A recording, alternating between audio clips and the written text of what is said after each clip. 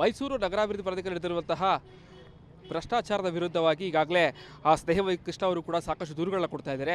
ಅದರಲ್ಲೂ ಕೂಡ ಕಳೆದ ವಾರ ಇಡಿ ಅಧಿಕೃತವಾಗಿ ಒಂದು ಪತ್ರಿಕಾ ಪ್ರಕಟಣೆ ಬಿಡುಗಡೆ ಮಾಡೋ ಮೂಲಕವಾಗಿ ಬೇನಾಮಿ ಆಸ್ತಿಗಳನ್ನು ಕೂಡ ಈಗಾಗಲೇ ಪತ್ತೆ ಹಚ್ಚಿದ್ದಾರೆ. ಇವತ್ತು ಕೂಡ ಲೋಕಾಯುಕ್ತ ಕಚೇರಿಗೆ ಆಗಮಿಸಿದಂತಹ ಸ್ನೇಹ ಕೃಷ್ಣ ಅವರು ಕೂಡ ಒಂದಷ್ಟು ದೂರುಗಳನ್ನು ಕೊಟ್ಟಿದ್ದಾರೆ. ಯಾರ ವಿರುದ್ಧವಾಗಿ ದೂರನ್ನು ಕೊಟ್ಟಿದ್ದಾರೆ, ಅವರ ಆರೋಪ ಏನು, ಇದರ ಬಗ್ಗೆ ಮಾತಾಡೋದ್ರ ಜೊತೆ ಸ್ನೇಹ ಕೃಷ್ಣ ಅವರ ಮಾತಾಡಿಸ್ತಾ ಹೋಗ್ತೀನಿ. ಸರ್, ಇವತ್ತು ಭಾಳ ಪ್ರಮುಖವಾಗಿ ಕಚೇರಿಗೆ ಭೇಟಿ ಕೊಟ್ಟಿದ್ದೀರಿ. ಯಾವ ಉದ್ದೇಶಕ್ಕೆ, ಯಾವ ವಿರುದ್ಧ ದೂರು ಕೊಟ್ಟರೆ ಸರ್? ಸರ್, ಮೈಸೂರು ನಗರಾಭಿವೃದ್ಧಿ ಪ್ರಾಧಿಕಾರದಿಂದ ಕೇವಲ 50 ಅನುಪಾತ ನಿವೇಶನ ಪಡೆದಿರೋ ಅನ್ನೋದಷ್ಟೇ ಅಲ್ಲ, ಬೆನಾಮಿ ಹೆಸರಲ್ಲೂ ಕೂಡ ಅಕ್ರಮ ವ್ಯವಹಾರ ನಡೆದಿದೆ ಅಂತೇಳಿ ನಾನು ದೂರು ದಾಖಲು ಮಾಡಿರೋಂಥದ್ದು. ಸೊ ಇದಕ್ಕೆ ಪೂರಕವಾಗಿ ಈಗಾಗಲೇ ಸಾಕಷ್ಟು ಮಾಹಿತಿ ದಾಖಲೆಗಳನ್ನು ಲೋಕಾಯುಕ್ತ ಅಧಿಕಾರಿಗಳಿಗೆ ಮತ್ತು ಜಾರಿ ನಿರ್ದೇಶಕ ಅಧಿಕಾರಿಗಳಿಗೆ ಕೊಟ್ಟಿದ್ದೀನಿ. ಇದೀಗ ನನಗೆ ದೊರೆತ ಕೆಲವು ಸಾಕ್ಷ್ಯಗಳನ್ನು ಗಮನಿಸಿದಾಗ, ಅಂದರೆ ಫೋಟೋಗಳಿಗೆ ಏನು ಒಂದು 6 ಫೋಟೋಗಳು ಸಿಗುತ್ತೆ. ಆ ಫೋಟೋಗಳು ಗಮನಿಸಿದಾಗ ದೇವನೂರು ಗ್ರಾಮದ ಸರ್ವೆ ನಂಬರ್ 81/2 ಮಾಲೀಕರ ಮನೆಗೆ ಚಾಮುಂಡಿ ಕ್ಷೇತ್ರದ ಶಾಸಕರಾದ ಶ್ರೀ ಜಿ ಟಿ ದೇವೇಗೌಡ ಮತ್ತು ಅವ್ರ ಮಗ ಜಿ ಡಿ ಹರೀಶ್ ಗೌಡ ಅವರು ಹೋಗಿ ಅಲ್ಲಿ ಮಾತುಕತೆ ನಡೆಸಿರೋಂಥದ್ದು, ಅವರಿಗೆ ಚೆಕ್ಗಳನ್ನು ನೀಡಿರೋಂಥದ್ದು ಸ್ಪಷ್ಟ ತಿಳಿಬರ್ತದೆ. ಅಂದರೆ ಅವರು ನಡೆಸಿದಂಥ ವ್ಯವಹಾರವನ್ನು ಅವರ ಜಿ ಟಿ ದೇವೇಗೌಡರ ಸಹೋದರಿಯ ಮಗ ಮಹೇಂದ್ರನ ಹೆಸರಲ್ಲಿ ಕ್ರಯಪತ್ರ ನೋಂದಣಿ ಮಾಡಿಕೊಂಡು ಆ ಜಮೀನಿಗೆ ಪರಿಹಾರ ಕೊಟ್ಟಿಲ್ಲ ಅನ್ನೋ ಹೆಸರಲ್ಲಿ 50 ಅನುಪಾತ ನಿವೇಶನ ಪಡೆದ ಸ್ಪಷ್ಟವಾಗಿ ತಿಳಿಬರ್ತದೆ. ಹಾಗಾಗಿ ಆ ಒಂದು ಹಿನ್ನೆಲೆಯಲ್ಲಿ ಇವತ್ತು ನಾನು ಲೋಕಾಯುಕ್ತ ಅಧಿಕಾರಿಗಳಿಗೆ ಮತ್ತು ಜಾರಿ ನಿರ್ದೇಶಕ ಅಧಿಕಾರಿಗಳಿಗೆ ಅವ್ರ ಮನವಿ ಪತ್ರವನ್ನು ಕೊಟ್ಟಿರೋದು. ಎಷ್ಟು ಸೈಟ್ಗಳನ್ನ ಈ ರೀತಿ ಮಾಡಿದ್ದಾರೆ ಸರ್? ಅಂದರೆ ಗಂಭೀರವಾದ ಆರೋಪ ಜಿ ಡಿ ದೇವೇಗೌಡರು ಅವರ ಕುಟುಂಬಸ್ಥರು ಮಾಡ್ತಾ ಇರುವಂಥದ್ದು. ಸರ್, ಇಲ್ಲಿ 2 ಎಕರೆ 22 ಗುಂಟೆಗೆ ಸಂಬಂಧಪಟ್ಟಾಗ ಒಟ್ಟು 19 ನಿವೇಶನ ಪಡೆದಿದ್ದಾರೆ ಅಂತೇಳಿ ತಿಳಿದು ಬಂದಿದೆ. ಯಾರೆಲ್ಲ ಪಾತ್ರ ಇದೆ ಸರ್ ಈ ವಿಷಯ, ಈ ಪ್ರಕರಣದಲ್ಲಿ? ಸರ್, ಇಲ್ಲಿ ಜಿ ಟಿ ದೇವೇಗೌಡ ಅವ್ರ ಮಗ ಜಿ ಡಿ ಹರೀಶ್ ಗೌಡ ಮತ್ತು ಜಿ ಟಿ ದೇವೇಗೌಡ ಸಹೋದರ ಮಗ ಮಹೇಂದ್ರ ಮತ್ತು ಆಗಿನ ತಹಸೀಲ್ದಾರ್ ಆದಂಥ ರಕ್ಷಿತ್ ಮತ್ತು ಮೂಢ ಅಧಿಕಾರಿಗಳು. ಸೊ ಇವರೆಲ್ಲರೂ ಕೂಡ ಅಲ್ಲಿ ಪಾತ್ರ ಸ್ಪಷ್ಟ ಕಂಡು ಬರ್ತದೆ. ಯಾಕೆಂದರೆ ಫೋಟೋ ಜೊತೆ ಇದ್ದ ತಕ್ಷಣದಲ್ಲಿ ಆರೋಪ ಮಾಡಿದ್ರೆ ಚೆಕ್ಕಿಸ್ಕೋತಾ ಇದ್ದಾರೆ, ಆ ರೀತಿಯಾದಂಥ ಆರೋಪಗಳು ಮಾಡಿರುವಂಥದ್ದು ಸರ್. ಬರೀ ಫೋಟೋ ಜೊತೆಲಿ ಇದ್ದ ತಕ್ಷಣ ಇದು ಸಾಬೀತಾಗುತ್ತೆ ಹೇಗೆ ಸರ್ ಅಂತ? ಸರ್, ಆ ಒಂದು ಫೋಟೋ ಇಟ್ಕೊಂಡು ತನಿಖೆ ಮಾಡಿದ್ದೆ ನಾನು ಮನವಿ ಮಾಡಿದ್ದೀನಿ. ಸೊ ಫೋಟೋಗಳೇ ಸಂಪೂರ್ಣ ಸಾಕ್ಷಿ, ಅದಕ್ಕೆ ಪೂರಕವಾಗಿ ತನಿಖೆ ನಡೆದು ಇನ್ನೂ ಬೇಕಾದಂಥ ಸಾಕ್ಷ್ಯಗಳನ್ನು ಸಂಗ್ರಹ ಮಾಡಿದಾಗ ಸೊ ವಾಸ್ತವಾಂಶ ಗೊತ್ತಾಗುತ್ತೆ. ಆ ಪ್ರಕರಣದಲ್ಲಿ ಸರ್ ಏನು ಸತ್ಯ ಮೇಲೋಟ ಕಂಡು ಬರ್ತಾ ಇರುವಂಥದ್ದು, ಏನೇನು ಲೋಪದೋಷಗಳಾಗಿದೆ ಅಂತ ಸರ್? ಸರ್, ನನಗೆ ಇರೋ ಮಾಹಿತಿ ಪ್ರಕಾರ 1984ರಲ್ಲಿ ಆ ಜಮೀನನ್ನು ವಶಪಡಿಸ್ಕೊಂಡಂಥ ಮೈಸೂರು ನಗರಾಭಿವೃದ್ಧಿ ಪ್ರಾಧಿಕಾರವರು ಬಡಾವಣೆ ರಚನೆ ಮಾಡಿ ನಿವೇಶನ ಹಂಚಿಕೆ ಮಾಡಿದ್ದಾರೆ. ಸೊ ನೀವು ಆ ತಹಸೀಲ್ದಾರ್ ರಕ್ಷಿತರು ಏನೇ ಆದೇಶ ಮಾಡಿದ್ರೆ ಆದೇಶನ ಗಮನಿಸ್ಬೋದು. ಅದ್ರಲ್ಲಿ ಅವರೇ ಬರೀತಾರೆ. ಅವರಿಗೆ ಕೊಟ್ಟಿರ್ತಕ್ಕಂಥ ಒಂದು ಮಾಹಿತಿ ಪ್ರಕಾರ ಈಗಾಗಲೇ ಮೈಸೂರು ನಗರ ಪ್ರಾಧಿಕಾರದ ಬಡಾವಣೆ ರಚನೆ ಮಾಡಿ 20ಕ್ಕೂ ಹೆಚ್ಚು ಮನೆಗಳನ್ನು ನಿರ್ಮಾಣ ಮಾಡಿದ್ದಾರೆ ಅಂತೇಳಿ ಸ್ಪಷ್ಟ ಬರ್ತದೆ. ಸೊ ಬಡಾವಣೆ ರಚನೆ ಮಾಡಿ ಮನೆಗಳು ಕಟ್ಟ ಮೇಲೆ ಅಂದರೆ ಅದು ಸ್ಥಳೀಯ ಸಂಸ್ಥೆ ವ್ಯಾಪ್ತಿಗೆ ಬರುತ್ತೆ ಹೊರತು ತಹಸೀಲ್ದಾರ್ ವ್ಯಾಪ್ತಿಗೆ ಬರಲ್ಲ. ಅಂದರೆ ಇದಕ್ಕೆ ಸಂಬಂಧಪಟ್ಟ ಆ ಸ್ವತ್ತಿಗೆ ಸಂಬಂಧಪಟ್ಟಾಗೆ ಯಾವುದೇ ಆದೇಶ ಮಾಡೋದಕ್ಕೂ ತಹಸೀಲ್ದಾರ್ಗೆ ಅಧಿಕಾರ ಇಲ್ಲ. ಆಗಿದ್ದರೂ ಕೂಡ ಅಧಿಕಾರ ವ್ಯಾಪ್ತಿಯನ್ನು ಮೀರಿ ಮತ್ತು ಕಾನೂನು ಬಾಹಿರವಾಗಿ ಆ ಬಡಾವಣೆಯನ್ನು ಅಂದರೆ ನಿವೇಶನವನ್ನು ಕೃಷಿ ಭೂಮಿ ಅಂತೇಳಿ ಖಾತೆ ಮಾಡೋದಕ್ಕೆ ಆದೇಶ ಮಾಡುವ ಮೂಲಕ ಈ ಒಂದು ಅಕ್ರಮ ವ್ಯವಹಾರಗಳಿಗೆ ಸಹಕರಿಸೋ ಸ್ಪಷ್ಟವಾಗಿ ಕಂಡುಬರ್ತದೆ.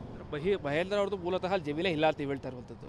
ಖಂಡಿತವಲ್ಲ ಸರ್. ಅವ್ರು ಏನು ಖರೀದಿ ಮಾಡಿದೆ ಅಂತ ಹೇಳ್ತಾರೆ, ಆ ಸಂದರ್ಭದಲ್ಲಿ ಅದಾಗಲೇ ಮೈಸೂರು ನಗರಾಭಿವೃದ್ಧಿ ಪ್ರಾಧಿಕಾರ ಆಸ್ತಿಯಾಗಿತ್ತು ಮತ್ತು ಬಡಾವಣೆ ರಚನೆ ಆಗಿತ್ತು. ಸಾಕಷ್ಟು ಜನ ನಿವೇಶನ ಖರೀದಿ ಮಾಡಿ ಅಲ್ಲಿ ಮನೆಗಳನ್ನು ಕಟ್ಕೊಂಡು ವಾಸ ಮಾಡಿದರು.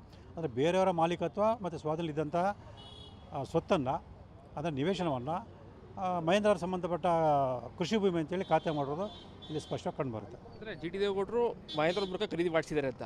ಹೌದು ಸರ್. ನಾನು ಏನು ಬೇನಾಮಿ ಇದರಲ್ಲಿ ವ್ಯವಹಾರ ಮಾಡಿದ್ರೆ ಅಂತ ಹೇಳಿದ್ರೆ ಅದಕ್ಕೆ ಪೂರಕವಾಗಿ ಈ ಸಾಕ್ಷಿ ದೊರೆತಿರೋದು. ಅಂದರೆ ಜಿ ಟಿ ದೇವೇಗೌಡರು ಅವರ ಸಹೋದರಿ ಮಗ ಮಹೇಂದ್ರ ಅವರ ಹೆಸರಲ್ಲಿ ಬೇನಾಮಿ ವ್ಯವಹಾರ ಮಾಡಿರೋದು ಇಲ್ಲಿ ಮೇಲ್ನೋಟಕ್ಕೆ ಸ್ಪಷ್ಟ ಕಂಡುಬರುತ್ತೆ.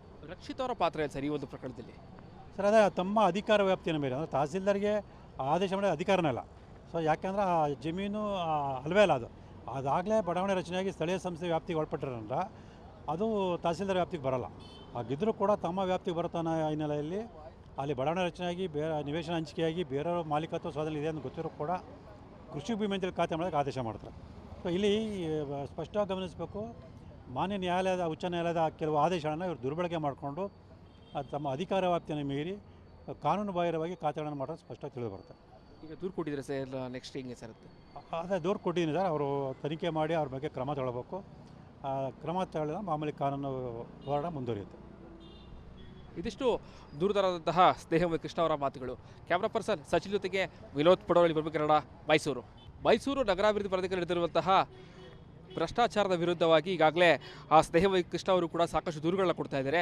ಅದರಲ್ಲೂ ಕೂಡ ಕಳೆದ ವಾರ ಇಡಿ ಅಧಿಕೃತವಾಗಿ ಒಂದು ಪತ್ರಿಕಾ ಪ್ರಕಟಣೆ ಬಿಡುಗಡೆ ಮಾಡೋ ಮೂಲಕವಾಗಿ ಬೇನಾಮಿ ಆಸ್ತಿಗಳನ್ನು ಕೂಡ ಈಗಾಗಲೇ ಪತ್ತೆ ಹಚ್ಚಿದ್ದಾರೆ. ಇವತ್ತು ಕೂಡ ಲೋಕಾಯುಕ್ತ ಕಚೇರಿಗೆ ಆಗಮಿಸಿದಂತಹ ಸ್ನೇಹಮಯಿ ಕೃಷ್ಣ ಅವರು ಕೂಡ ಒಂದಷ್ಟು ದೂರುಗಳನ್ನು ಕೊಟ್ಟಿದ್ದಾರೆ. ಯಾರ ವಿರುದ್ಧವಾಗಿ ದೂರನ್ನು ಕೊಟ್ಟಿದ್ದಾರೆ, ಅವರ ಆರೋಪ ಏನು, ಇದರ ಬಗ್ಗೆ ಮಾತಾಡೋದ್ರ ಜೊತೆ ಸ್ನೇಹಮಯಿ ಕೃಷ್ಣ ಅವರ ಮಾತಾಡಿಸ್ತಾ ಹೋಗ್ತೀನಿ. ಸರ್, ಇವತ್ತು ಭಾಳ ಪ್ರಮುಖವಾಗಿ ಕಚೇರಿಗೆ ಭೇಟಿ ಕೊಟ್ಟಿದ್ದೀರಿ. ಯಾವ ಉದ್ದೇಶಕ್ಕೆ, ಯಾವ ವಿರುದ್ಧ ದೂರು ಕೊಟ್ಟರೆ ಸರ್? ಸರ್, ಮೈಸೂರು ನಗರಾಭಿವೃದ್ಧಿ ಪ್ರಾಧಿಕರಣ ಕೇವಲ 50-50 ಅನುಪಾತ ನಿವೇಶನ ಪಡೆದಿರೋ ಅನ್ನೋದಷ್ಟೇ ಅಲ್ಲ, ಬೆನಾಮಿ ಹೆಸರಲ್ಲೂ ಕೂಡ ಅಕ್ರಮ ವ್ಯವಹಾರ ನಡೆದಿದೆ ಅಂತೇಳಿ ನಾನು ದೂರು ದಾಖಲು ಮಾಡಿರೋಂಥದ್ದು. ಸೊ ಇದಕ್ಕೆ ಪೂರಕವಾಗಿ ಈಗಾಗಲೇ ಸಾಕಷ್ಟು ಮಾಹಿತಿ ದಾಖಲೆಗಳನ್ನು ಲೋಕಾಯುಕ್ತ ಅಧಿಕಾರಿಗಳಿಗೆ ಮತ್ತು ಜಾರಿ ನಿರ್ದೇಶ ಅಧಿಕಾರಿಗಳಿಗೆ ಕೊಟ್ಟಿದ್ದೀನಿ. ಇದೀಗ ನನಗೆ ದೊರೆತ ಕೆಲವು ಸಾಕ್ಷ್ಯಗಳನ್ನು ಗಮನಿಸಿದಾಗ, ಅಂದರೆ ಫೋಟೋಗಳಿಗೆ ಏನೋ ಒಂದು 6 ಫೋಟೋಗಳು ಸಿಗುತ್ತೆ. ಆ ಫೋಟೋಗಳು ಗಮನಿಸಿದಾಗ ದೇವನೂರು ಗ್ರಾಮದ ಸರ್ವೆ ನಂಬರ್ 81/2 ಮಾಲೀಕರ ಮನೆಗೆ ಚಾಮುಂಡಿ ಕ್ಷೇತ್ರದ ಶಾಸಕರಾದ ಶ್ರೀ ಜಿ ಟಿ ದೇವೇಗೌಡ ಮತ್ತು ಅವ್ರ ಮಗ ಜಿ ಡಿ ಹರೀಶ್ ಗೌಡ ಅವರು ಹೋಗಿ ಅಲ್ಲಿ ಮಾತುಕತೆ ನಡೆಸಿರೋಂಥದ್ದು, ಅವರಿಗೆ ಚೆಕ್ಗಳನ್ನು ನೀಡಿರೋವಂಥದ್ದು ಸ್ಪಷ್ಟ ತಿಳಿಬರ್ತದೆ. ಅಂದರೆ ಅವರು ನಡೆಸಿದಂಥ ವ್ಯವಹಾರವನ್ನು ಅವರ ಜಿ ಟಿ ದೇವೇಗೌಡರ ಸಹೋದರಿಯ ಮಗ ಮಹೇಂದ್ರ ಅನ್ನೋ ಹೆಸರಲ್ಲಿ ಕ್ರಯಪತ್ರ ನೋಂದಣಿ ಮಾಡಿಕೊಂಡು ಆ ಜಮೀನಿಗೆ ಪರಿಹಾರ ಕೊಟ್ಟಿಲ್ಲ ಅನ್ನೋ ಹೆಸರಲ್ಲಿ 50-50 ಅನುಪಾತ ನಿವೇಶನ ಪಡೆದ ಸ್ಪಷ್ಟವಾಗಿ ತಿಳಿಬರ್ತದೆ. ಹಾಗಾಗಿ ಆ ಒಂದು ಹಿನ್ನೆಲೆಯಲ್ಲಿ ಇವತ್ತು ನಾನು ಲೋಕಾಯುಕ್ತ ಅಧಿಕಾರಿಗಳಿಗೆ ಮತ್ತು ಜಾರಿ ನಿರ್ದೇಶ ಅಧಿಕಾರಿಗಳಿಗೆ ಅವ್ರ ಮನವಿ ಪತ್ರವನ್ನು ಕೊಟ್ಟಿರೋದು. ಎಷ್ಟು ಸೈಟ್ಗಳನ್ನ ಈ ರೀತಿ ಮಾಡಿದ್ದಾರೆ ಸರ್? ಅಂದರೆ ಗಂಭೀರವಾದ ಆರೋಪ ಜಿ ಡಿ ದೇವೇಗೌಡರು ಅವರ ಕುಟುಂಬಸ್ಥರು ಮಾಡ್ತಾ ಇರುವಂಥದ್ದು. ಸರ್, ಇಲ್ಲಿ 2 ಎಕರೆ 22 ಗುಂಟೆಗೆ ಸಂಬಂಧಪಟ್ಟಾಗ ಒಟ್ಟು 19 ನಿವೇಶನ ಪಡೆದಿದ್ದಾರೆ ಅಂತೇಳಿ ತಿಳಿದು ಬಂದಿದೆ. ಯಾರೆಲ್ಲ ಪಾತ್ರ ಇದೆ ಸರ್ ಈ ಪ್ರಕರಣದಲ್ಲಿ? ಸರ್, ಇಲ್ಲಿ ಜಿ ಟಿ ದೇವೇಗೌಡ ಅವ್ರ ಮಗ ಜಿ ಡಿ ಹರೀಶ್ ಗೌಡ ಮತ್ತು ಜಿ ಟಿ ದೇವೇಗೌಡರ ಸಹೋದರ ಮಗ ಮಹೇಂದ್ರ ಮತ್ತು ಆಗಿನ ತಹಸೀಲ್ದಾರಾದಂಥ ರಕ್ಷಿತ್ ಮತ್ತು ಮೂಢ ಅಧಿಕಾರಿಗಳು. ಸೊ ಇವರೆಲ್ಲರೂ ಕೂಡ ಅಲ್ಲಿ ಪಾತ್ರ ಸ್ಪಷ್ಟ ಕಂಡುಬರುತ್ತೆ. ಯಾಕೆಂದರೆ ಫೋಟೋ ಜೊತೆ ಇದ್ದ ತಕ್ಷಣದಲ್ಲಿ ಆರೋಪ ಮಾಡಿದ್ರೆ ಚೆಕ್ಕಿಸ್ಕೋತಾ ಇದ್ದಾರೆ, ಆ ರೀತಿಯಾದಂಥ ಆರೋಪಗಳು ಮಾಡಿರುವಂಥದ್ದು ಸರ್. ಬರೀ ಫೋಟೋ ಜೊತೆಲಿ ಇದ್ದ ತಕ್ಷಣ ಇದು ಸಾಬೀತಾಗುತ್ತೆ ಹೇಗೆ ಸರ್ ಅಂತ? ಸರ್, ಆ ಒಂದು ಫೋಟೋ ಇಟ್ಕೊಂಡು ತನಿಖೆ ಮಾಡಿದ್ದೆ ನಾನು ಮನವಿ ಮಾಡಿದ್ದೀನಿ. ಸೊ ಫೋಟೋಗಳೇ ಸಂಪೂರ್ಣ ಸಾಕ್ಷಿ, ಅದು ಪೂರಕವಾಗಿ ತನಿಖೆ ನಡೆದು ಇನ್ನೂ ಬೇಕಾದಂಥ ಸಾಕ್ಷ್ಯಗಳನ್ನು ಸಂಗ್ರಹ ಮಾಡಿದಾಗ ಸೊ ವಾಸ್ತವಾಂಶ ಗೊತ್ತಾಗುತ್ತೆ. ಆ ಪ್ರಕರಣದಲ್ಲಿ ಸರ್ ಏನು ಸತ್ಯ ಮೇಲ್ನೋಟ ಕಂಡು ಬರ್ತಾ ಇರುವಂಥದ್ದು, ಏನೇನು ಲೋಪದೋಷಗಳಾಗಿದೆ ಅಂತ ಸರ್? ಸರ್, ನನಗೆ ಇರೋ ಮಾಹಿತಿ ಪ್ರಕಾರ 1984 ಆ ಜಮೀನನ್ನು ವಶಪಡಿಸ್ಕೊಂಡಂಥ ಮೈಸೂರು ನಗರಾಭಿವೃದ್ಧಿ ಪ್ರಾಧಿಕಾರವರು ಬಡಾವಣೆ ರಚನೆ ಮಾಡಿ ನಿವೇಶನ ಹಂಚಿಕೆ ಮಾಡಿದ್ದಾರೆ. ಸೊ ನೀವು ಆ ತಹಸೀಲ್ದಾರ್ ರಕ್ಷಿತರು ಏನೋ ಆದೇಶ ಮಾಡಿದ್ರೆ ಆದೇಶನ ಗಮನಿಸ್ಬೋದು. ಅದ್ರಲ್ಲಿ ಅವರೇ ಬರೀತಾರೆ.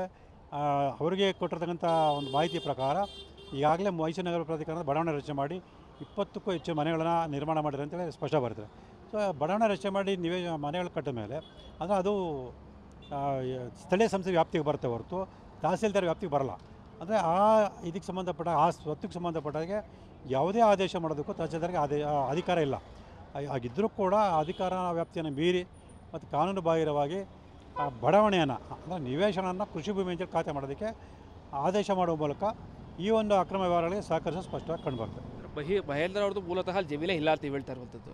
ಖಂಡಿತವಲ್ಲ ಸರ್, ಅವ್ರು ಏನು ಖರೀದಿ ಮಾಡಿದೆ ಅಂತ ಹೇಳ್ತಾರೆ. ಆ ಸಂದರ್ಭದಲ್ಲಿ ಅದಾಗಲೇ ಮೈಸೂರು ನಗರಾಭಿವೃದ್ಧಿ ಪ್ರಾಧಿಕಾರ ಆಸ್ತಿಯಾಗಿತ್ತು ಮತ್ತು ಬಡಾವಣೆ ರಚನೆ ಆಗಿತ್ತು.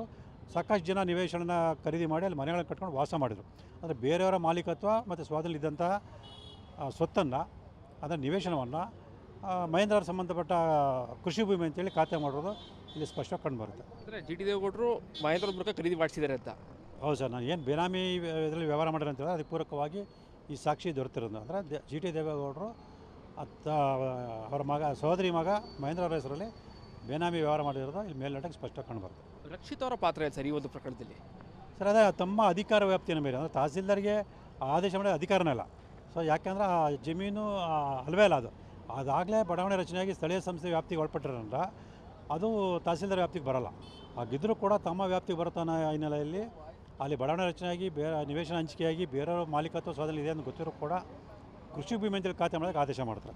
ಸೊ ಇಲ್ಲಿ ಸ್ಪಷ್ಟವಾಗಿ ಗಮನಿಸಬೇಕು, ಮಾನ್ಯ ನ್ಯಾಯಾಲಯದ ಉಚ್ಚ ನ್ಯಾಯಾಲಯದ ಕೆಲವು ಆದೇಶಗಳನ್ನು ಇವರು ದುರ್ಬಳಕೆ ಮಾಡಿಕೊಂಡು ತಮ್ಮ ಅಧಿಕಾರ ವ್ಯಾಪ್ತಿಯನ್ನು ಮೀರಿ ಕಾನೂನು ಬಾಹಿರವಾಗಿ ಖಾತೆಗಳನ್ನು ಮಾಡೋದು ಸ್ಪಷ್ಟವಾಗಿ ತಿಳಿದು ಬರುತ್ತೆ. ಈಗ ದೂರು ಕೊಟ್ಟಿದ್ದಾರೆ ಸರ್, ನೆಕ್ಸ್ಟ್ ಹಿಂಗೆ ಸರ್? ಅದೇ ದೂರು ಕೊಟ್ಟಿದ್ದೀನಿ ಸರ್. ಅವರು ತನಿಖೆ ಮಾಡಿ ಅವ್ರ ಬಗ್ಗೆ ಕ್ರಮ ತಗೊಳ್ಬೇಕು. ಕ್ರಮ ತಗೊಳ್ಳಿದ ಮಾಮೂಲಿ ಕಾನೂನು ಹೋರಾಟ ಮುಂದುವರಿಯುತ್ತೆ. ಇದಿಷ್ಟು ದೂರದರಾದಂತಹ ಸ್ನೇಹಮಯಿ ಕೃಷ್ಣ ಅವರ ಮಾತುಗಳು. ಕ್ಯಾಮ್ರಾ ಪರ್ಸನ್ ಸಚಿನ್ ಜೊತೆಗೆ ವಿನೋದ್ ಪಡೋಳಿ, ಕನ್ನಡ, ಮೈಸೂರು.